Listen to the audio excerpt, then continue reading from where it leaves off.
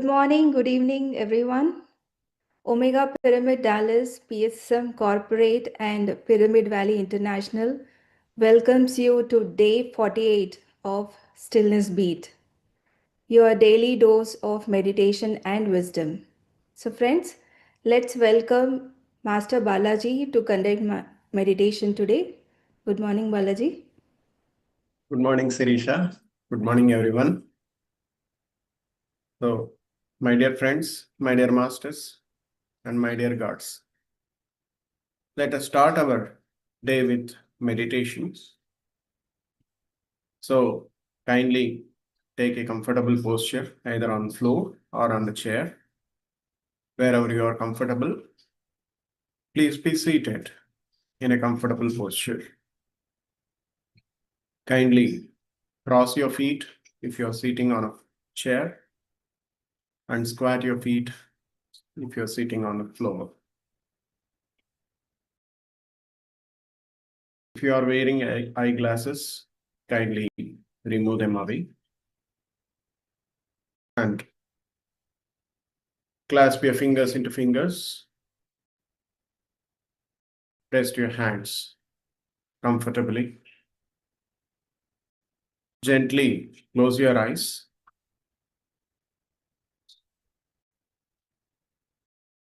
Start observing the breath which is moving inside and outside.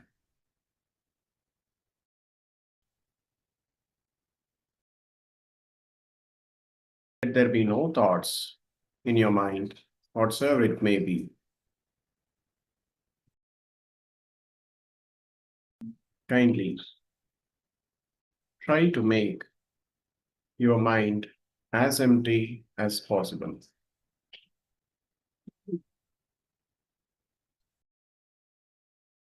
The empty state of mind is meditation.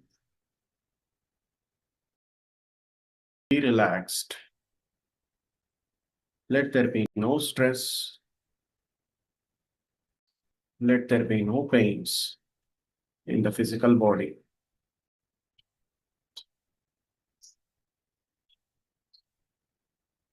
Be in a comfortable posture. Do not think anything about past.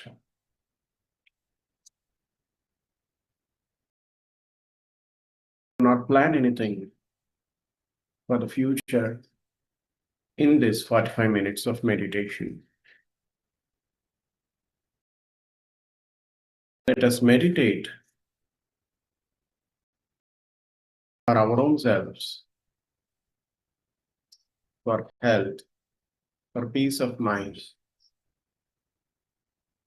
and for enlightenment.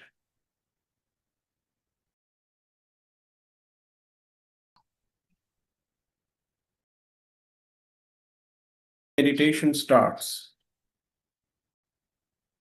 beyond physical, mental, and intellectual seats. Let there be no activities physically, mentally, and intellectually.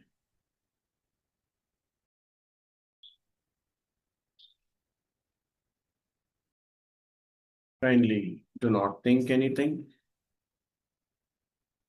or produce any thoughts regarding past or future.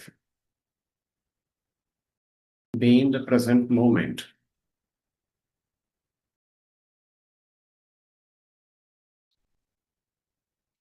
We are here today for this 45 minutes to enter into deep meditation, the state of complete stillness.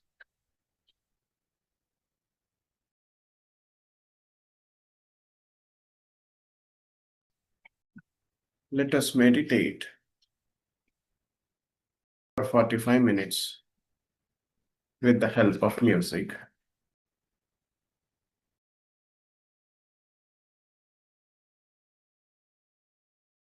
Dwell into deep meditation with the help of music. Be with your breath, my dear friends, my dear gods, and my dear masters.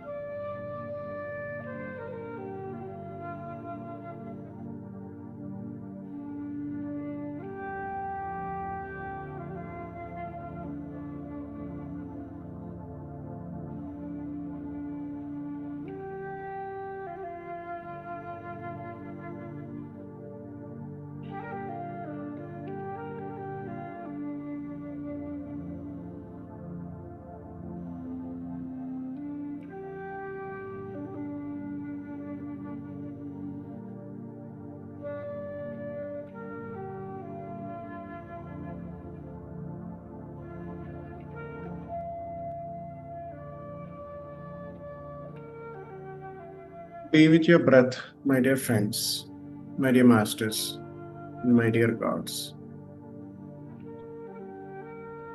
Let there be no thoughts in your mind.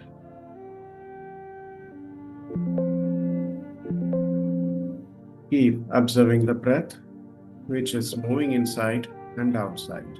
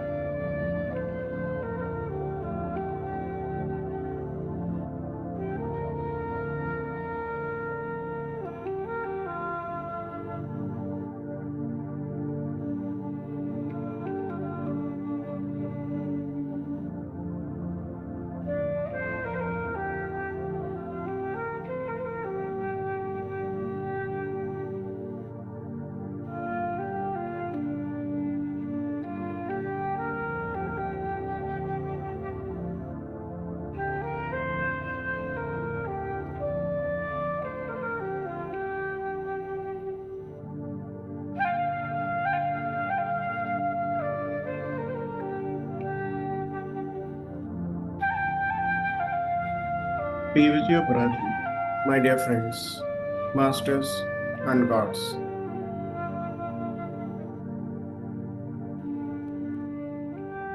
Kindly do not open your eyes.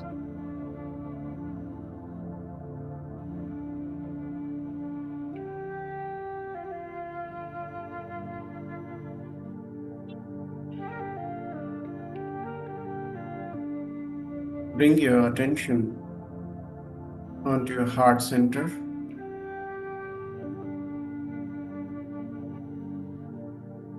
Now, let us remember the four statements of Ho'oponopono. The first statement says, I am sorry. Please forgive me. I love you and thank you. Say to your own self, I am sorry.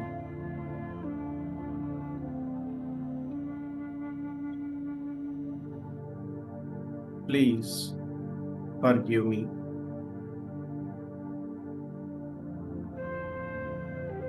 I love you and thank you.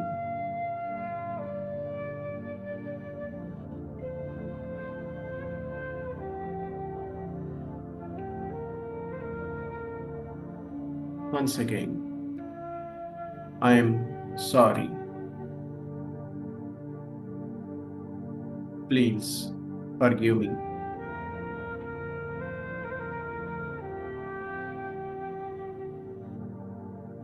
I love you and thank you.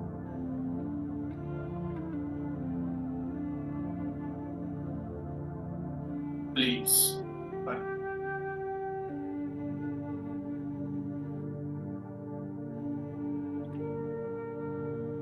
Be with your breath, my dear friends, my dear masters, my dear gods. Let there be no thoughts in your mind. Another 2 more minutes. Kindly be with your breath.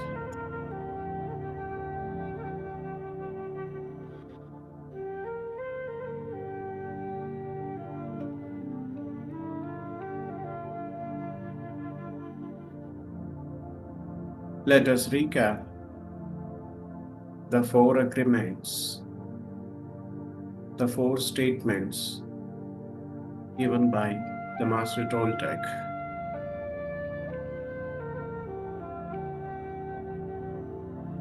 The first statement says, be impeccable with your words.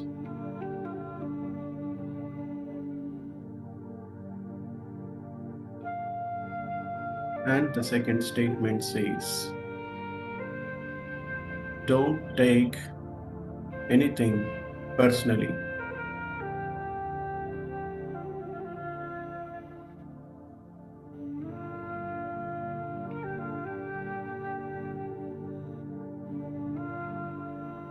The third statement says, don't make any kind of assumptions.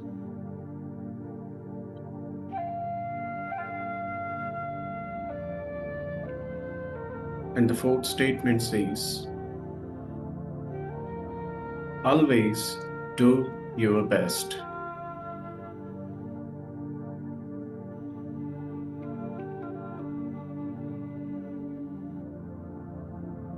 Be with your breath, my dear friends, masters and gods.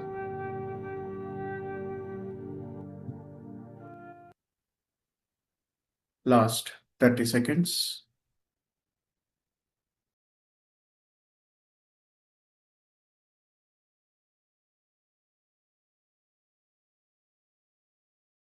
10 seconds.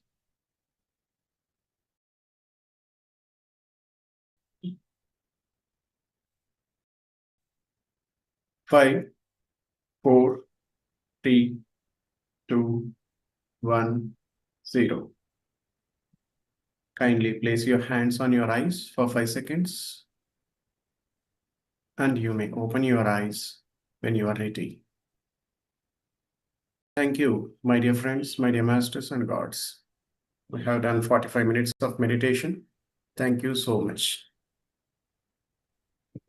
Thank you so much, Balaji, for that wonderful meditation. Thank you.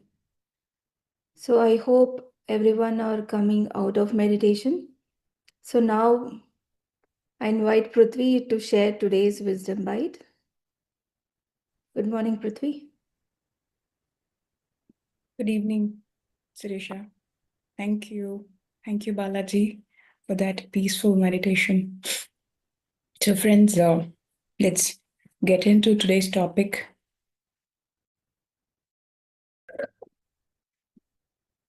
So, today we will see what is the right understanding that led to the liberation, the nirvana for Gautama Buddha.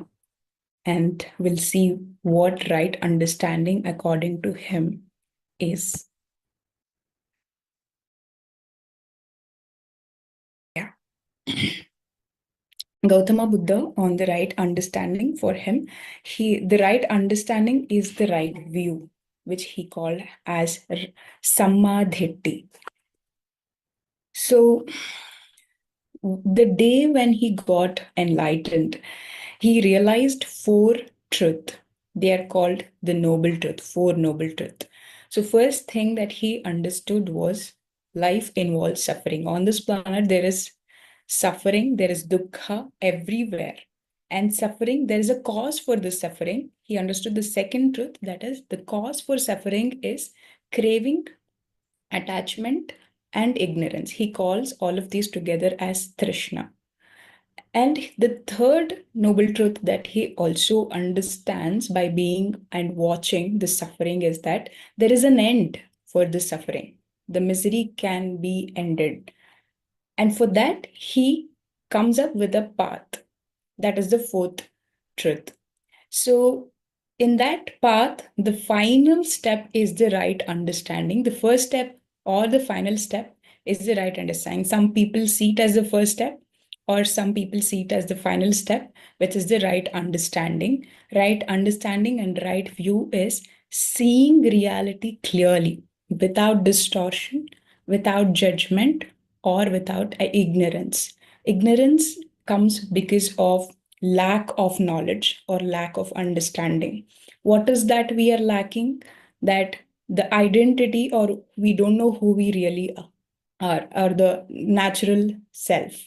So the path that he gives is the Noble Eightfold Path.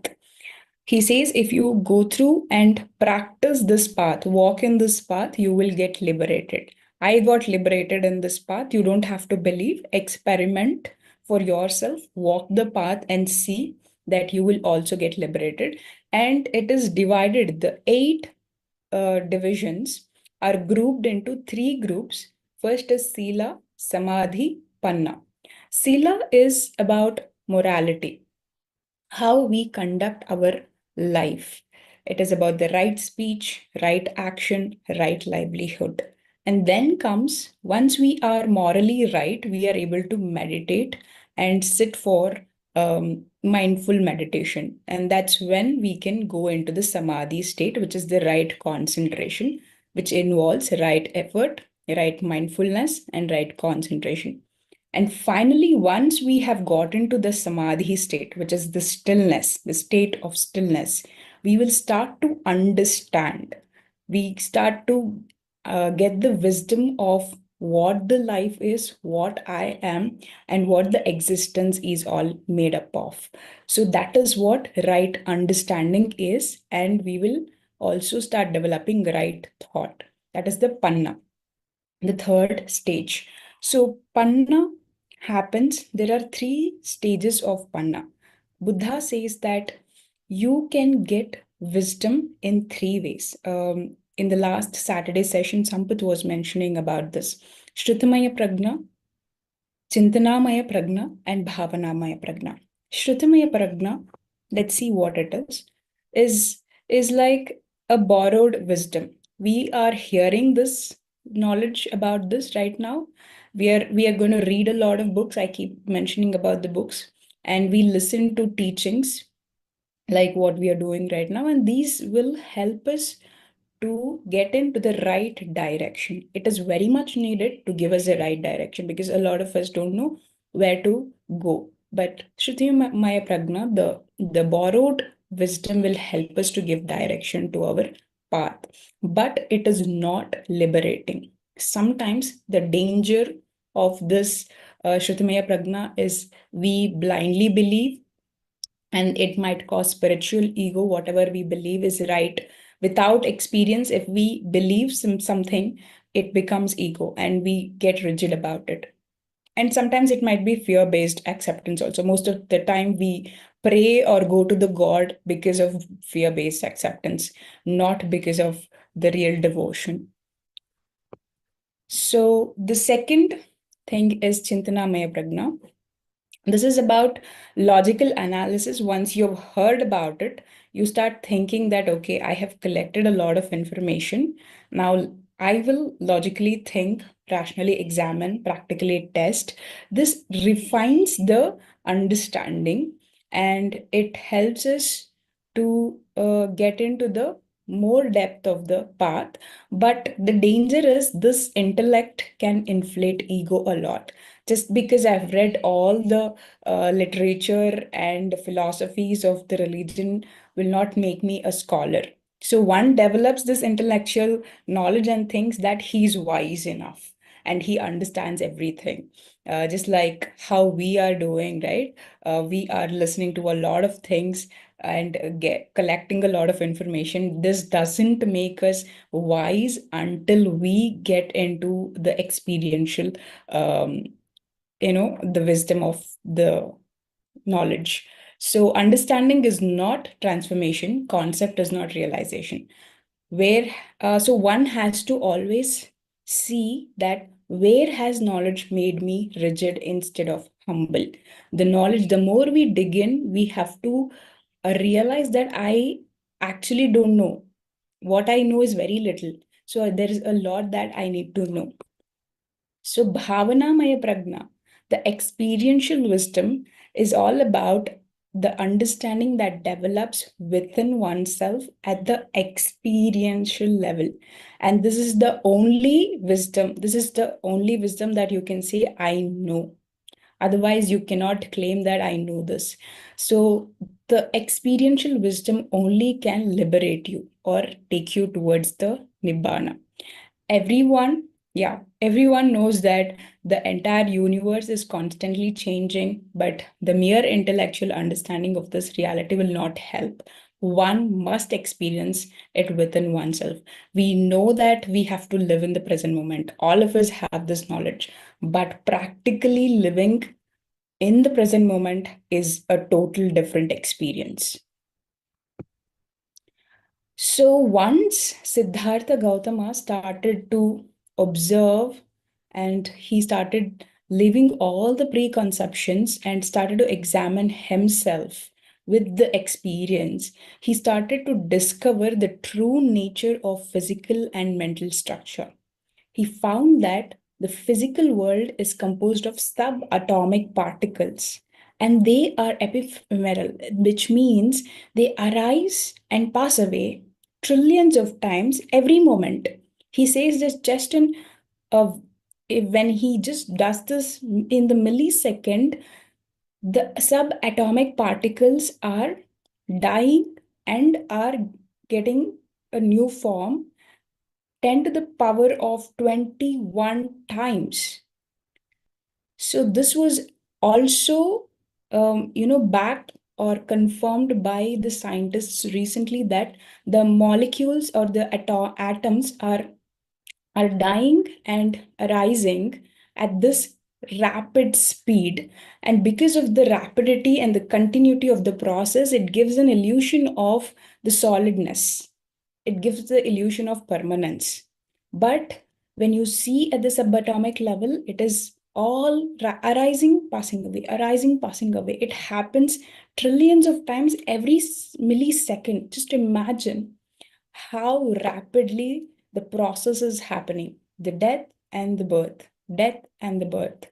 So there's nothing solid which we see in this physical world is all made up of matter. There's nothing. Everything is impermanent. Everything's anitya. The flower which has bloomed, it has to wither away. That was the reality, that was the nature of reality which Siddhartha Gautama experienced within himself, with the body. And as the understanding of the anitya developed within oneself, another aspect of wisdom arises, which is anatta, which means there is no self. Finally, he dissects everything and goes into the subatomic level and sees, okay, even subatomic level, everything is arising and passing away. So where am I? There's nothing called as me or I or mine. So at that level, he understands within physical and mental structure, there's nothing that lasts more than a moment.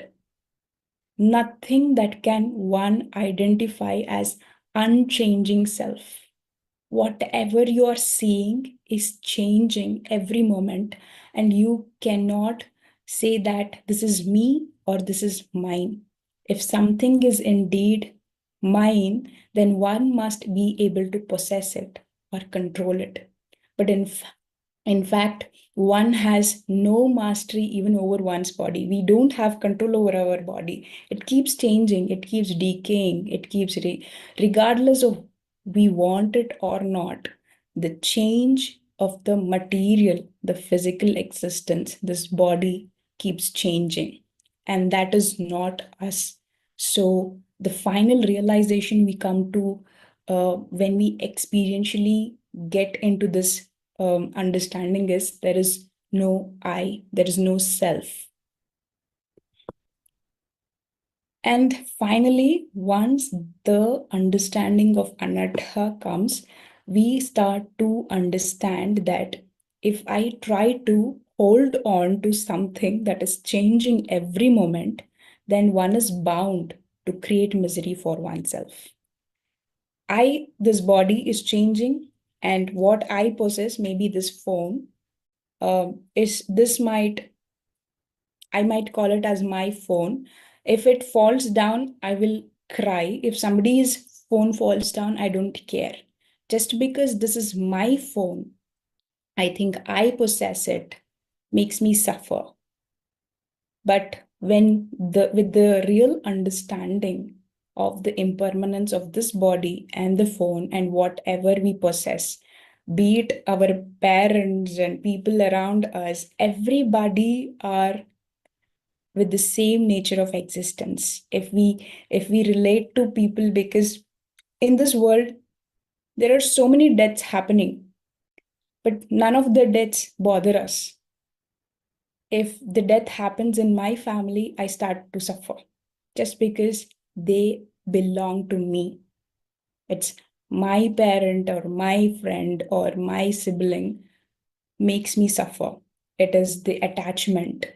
So the more we try to identify with what is changing so rapidly, we are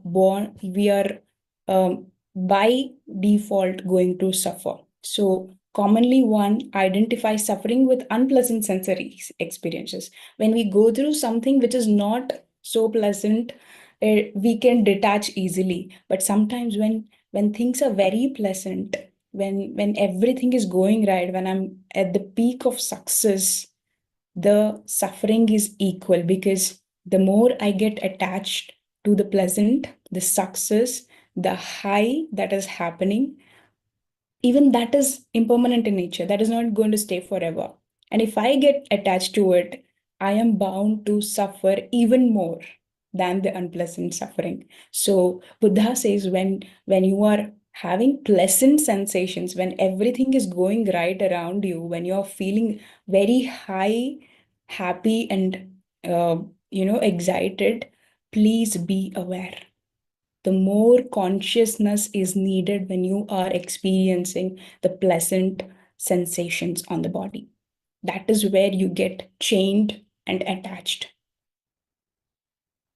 So, with this understanding of illusionary nature of physical and mental existence, it gives a lot of clarity how we see our reality. Because right now we understand everything is changing and I don't belong, or nor there is nothing that I can call it as mine. When this understanding develops, the mind naturally becomes balanced, detached, pure, which doesn't want something or doesn't throw away something, and it is rooted in the existence, the truth of existence, that is the Dhamma, the nature of law. So, with that kind of mind, we become full of goodwill.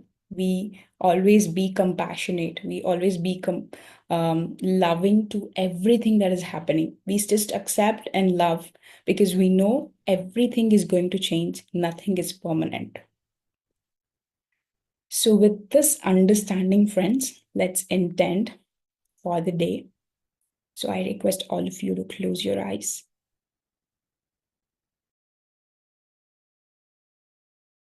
And intend for the day. May my understanding be clear.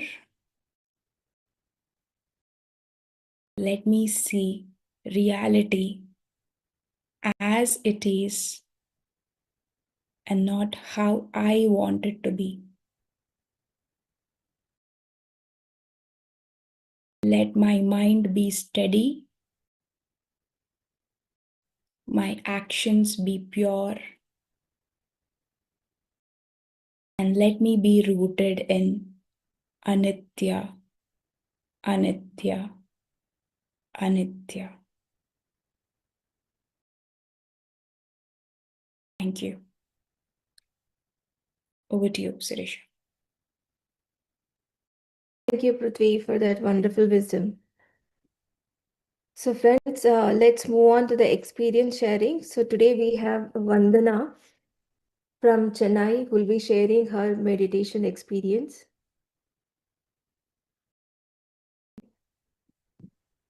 Yes. Can you hear me? Yeah, I can. Yes. Okay. So, hello everyone. I'm Vandana from Chennai, and it is very nice to meet you all in this gathering with so much energy and positivity. So, coming back to my experience, I was introduced to PSSM and spirituality by my parents when I was 4 years old. So initially, when I was 4 years old, and my parents, spoke about meditation or took me to meditation centers and classes, I was very hesitant because, like any other, no, younger person who would want to meditate at such a small age, right? So same intentions as like, what worries do I have to meditate, and why? Like, I just want to go play and have fun. So that was the initial mindset that I had. But when I was in sixth standard or so, we have a pyramid constructed on top of our house in the terrace. So many masters used to come meditate, tell their experiences, and share the benefits that they had gained from meditation. So I think somewhere from listening all those experiences since the child I was, it gave me a sense of, okay, maybe some meditation is something important. Maybe I should consider. So I started when I was in sixth standard, and I slowly started meditation. But still, I wasn't very sure of it. I just meditated for the sake of meditating. And the very age that I took meditation very sincerely and seriously was in my ninth standard, because when it's like ninth and tenth, you reach the state when you have board exams and all that fear and pressure piling up on your head. You want to give your best in your academics and all of that. So that was the time I took up meditation seriously. And when I did take it up seriously and started meditating seriously, I could definitely see academic changes. Like maybe when I'm studying a topic for 1 hour, 2 hours, trying very hard to memorize something. But after meditating, if I could read something or maybe just like be very attentive in the class, it was very easy for me to grasp everything and have it in my memory, not forgetting it even after studying so much. So I think that was one major change that I saw in my academics, and I think that was the initial stepping stone to taking meditation even more seriously. And after academics, I also was participating in my athletics in school. So running race, I used to do that.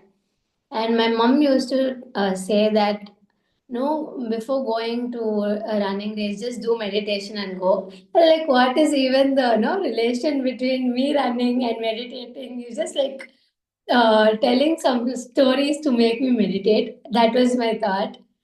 But one fine day when I thought, okay, let me just give it a shot, why not? So that day I was very tensed as usual because, I want to win, I want to get the medal and all of that. So I just closed my eyes, meditated for 5 seconds. And firstly, I became very calm, very relaxed. And I was like, okay, this is something very nice. I didn't experience this before. And when my mind and my thoughts like came into a balance or a very steady, and when I gave out the performance, I won gold medal, and I was like, wow, I should have followed that before. I could have won many more gold medals, but nevertheless, so that was another experience that made me realize that meditation is not just for academics or not just like confined to certain benefits. It is just an overall thing that will help with your mind. And when your mind is calm and relaxed, you can achieve anything irrespective of what it can or whatever it is. So that was another understanding from the academic shift to the athletic shift that I had the experience of meditation. And then COVID hit. As a family, ours is a completely meditation family, so we did more sadhana, more listening to Patri sir's messages online. So coming to my college, I think this is where the youth mainly confuse like what decision to make. So for me, being a youth, spiritual youth, I can say it was very easier. So I had one of the past life experiences where, so basically dating back to when I was in fifth and sixth standard, I used to tell my parents like I wanted to become a fashion designer. Initially, they were like, okay, you're very small, you keep changing, In each standard, kids tend to change their profession. So they thought I was saying the same thing. So they're like, when you grow up, when you still want to do that, we'll just see, no worries. So, but in ninth standard, we do have Dhyana Mahachakram happening every year in Kartal. So when I attended that, there was Newton and Dr. Lakshmi's past life regression therapy happening. So I just like randomly attended it. And in one of the past lives, what I could see was like I could not fulfill my dream of becoming a fashion designer and died very young age. So I think that was something that I carried on to this lifetime. And when I said this, my parents very easily understood it and even supported it better. They got the clarity that I wasn't merely saying it since my childhood, it was somewhere embedded in my subconscious mind. And that's how I made the career choice of pursuing fashion designing. And I think somewhere you'll get the clarity. I mean, I wouldn't say for everyone it should be through past life regression therapy, but when you meditate, your intuition will guide you through. So that's what is very important for any youngster at the current age, especially with so many distractions, so many confusions happening around. So that was something, again, it helped me understand my life choices and career decision making very easy. And coming to my very personal changes that I had seen was Basically, like all of us do deal with few problems of our own. So same way I had a problem of overthinking, fear, short temperament, only with my parents again, not with outsiders. So because you get the liberty that you can shout at your parents, but it was like that. So meditation helped me understand that I am going through all these, because when I see on normal people, they do not have the awareness that they have all these no, I think maybe weaknesses or negativities in them, in themselves, and they do not work on it. So I understood that meditation gives you that clarity, awareness to change yourself, to first recognize that you have that and within you. If I have fear, I should know that I am having fear, right? But each and every time, if I just think I have fear, it is not going to help me. I have to understand I have fear and then work on it. So, same way I did work on my overthinking, negative thinking. My negative thinking was at the peak level. Like, if I'm walking on the road, I'll be like, what if a vehicle comes and hits me up? And if I'm sitting under a fan, I'm like, what if the fan comes and falls on my head? So, that kind of negative thinking I used to have back then, but meditation clearly helped me, and I could recognize these patterns within me. And when I started working on it, it's not like you recognize these patterns today and by tomorrow you're all good. You're all, there's no fear, there's no overthinking and all of that. It takes time to overcome all these with the help of meditation, because I think it's all in the mind. All of the factors, whatever I mentioned, was in my mind. It is not about the physical body or the soul. So when I practiced all of that and did my own work and did self talk, it helped me overcome all of these. So in that way, meditation has always helped me be a better person and understand the challenges within myself firstly, and then I think once you deal with the challenges within, I think it is easy to deal with the challenges outside. Right. So, yeah, meditation has always given me that courage, positive outlook towards life. Because as teenagers, we tend to have many distractions or too much pressure that we sometimes take in without knowing. And this journey, spiritual journey, be it meditation, book reading, Sajjana Sangatyam, and everything combined, has helped me face life in much beautiful, happy, and positive way, and see every challenge as a lesson rather than being very depressed or feeling anxiety about it. So that's how my meditation journey has been, to compile in short, because it is a journey of almost 18 years, which I cannot, put it in over, like 5 minutes or something. So, yeah, but this has helped me uh, have a very beautiful and simple life. As Patriji always says, life is very simple and beautiful, and we are the people that make it complicated, right? And I could understand that initially. I did not understand. I'm like, yeah, you will tell like that when I was younger. But now that I have, seen this and experienced it my own, I understand that it's all in your thoughts and it's all in your mind. When it is balanced and it is when it is chaotic free, the life surrounding is chaotic free, and that is the same I'm trying to give back to the society and other youngsters through Paima, because I've gained it for free, and I've gained so many transformations in my life. So what is the pain in giving it back to others, right? So that is what I'm trying to do through Paima and through whatever I can. So yeah, this has been my meditational experiences, and especially for youth, I do want to tell, there's much more clarity now that meditation is not just for old people or people that are retired. It is for everyone, especially for youth, because I think the youth are facing too many problems these days. Again, it's in the mind, as I already said, but it is very important that you give time for yourself and understand what's going through in your body and mind. And when you understand that, the outcome of life will be very nice. So yes, thank you so much for giving this opportunity and meeting you all today. Thank you. Thank you. Thank you, Vandana, for that beautiful experience sharing. And it's so inspiring for all of us. Thank you. So, friends, yes, so let's conclude the session today. So we will meet you all tomorrow at the same time. Until then, take care. Have a nice day. Bye-bye.